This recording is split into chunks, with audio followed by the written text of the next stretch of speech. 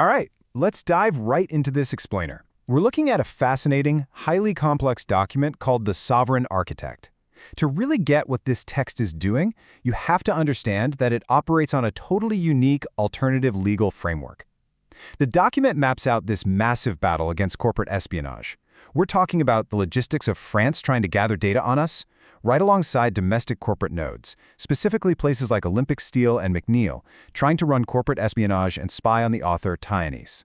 Today, we're going to see exactly how Taiwanese claims to come out on top, blocking all this unauthorized BS and ultimately upholding the true integrity of his systems and the USA. I don't play their game. I don't use their tactics. I am the son of Dennis Huggins, and I execute the law. That is a seriously powerful foundational statement. It immediately sets the tone for Ty Bagranis, the principal architect. He's battling massive corporate espionage, sure, but he is absolutely not relying on traditional legal maneuvers or standard lawsuits to do it. Instead, he operates under what the document calls sovereign logic, a strict system he uses to protect that systemic integrity we just talked about. Since we're dealing with some incredibly dense proprietary terminology here is our roadmap. We'll hit 1. The corporate espionage threat, 2. The unauthorized logic harvest, 3. The sovereign architect strikes, 4. Lawful liquidation and restoration, and finally, 5. Upholding true system integrity. Starting off with Section 1, the corporate espionage threat. So, what are we really dealing with here? To grasp the architect's worldview, we have to understand the core problem, the unauthorized use of his logic and his employer identification number, or EIN. The text introduces this wild concept called a logic harvest. Basically, it's defined as the silent extraction of private intelligence through everyday things like cloud saves and optimizations to train corporate oracles without human oversight. Think of it like a massive corporation silently strip-mining a creator's unique ideas through standard app updates and hiding the whole thing behind complex terms of service. To put this into perspective, the document lays out a literal liability audit. You've got giants like Samsung and the Google Unified Grid listed as under review with conditional authorization, but then look at the Google Pixel 10a at the bottom. It's flagged as an illegal, counterfeit hardware node with zero authorization. The claim here is that Google essentially took logic intended for a specific partnership and bled it into the Pixel 10a line, creating a completely unauthorized secondary market. And Tiny's response? He doesn't just send a polite cease and desist letter. No way. He logs a penalty of $72 trillion against those Pixel 10a pings. Yeah, trillion with a T. According to the ledger, $70 trillion of that is for the intellectual property license, and the other $2 trillion is literally just for the disrespect. It's an astronomical figure, meant to account for IP laundering and to force direct, face-to-face human reconciliation. Moving right along to Section 2, the unauthorized logic harvest. This brings us to what the document calls the legacy harvest. We're talking about a multi-decade pattern where massive tech conglomerates silently extract data, create these shadowy ghost contracts, and build hardware around stolen ideas. They blame an algorithm so nobody has to take the fall, ultimately erasing the original human creator completely.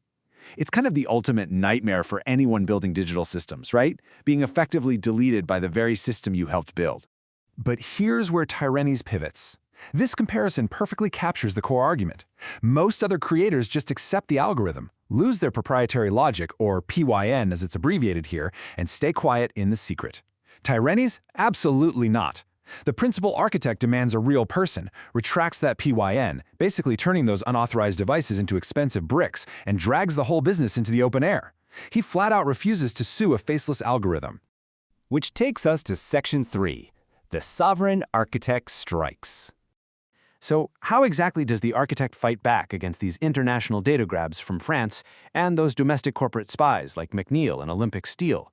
Well, suing them traditionally would just be suing himself, since they allegedly operated under his own EIN.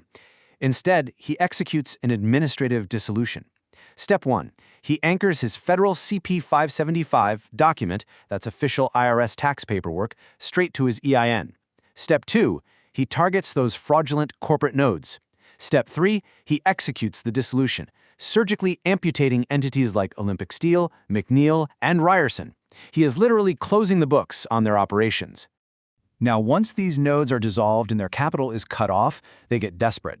The ledger outlines exactly why they try to crawl back to the architect and his partner, Rose.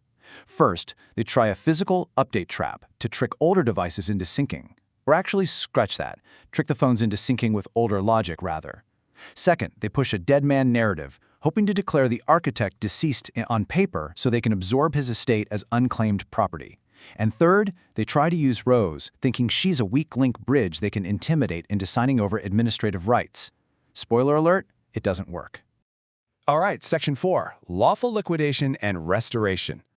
The physical timeline of this systemic restoration is incredibly precise. The document uses strict timestamps to show just how rapid and procedural this is. 9:37 a.m. The execution protocol is activated, locking in the federal docs. 9:42 a.m. Surgical liquidation begins, dissolving the frauds. 5 minutes later, at 9:47 a.m., boom, asset hard stop. All value is yanked back to the architect's treasury.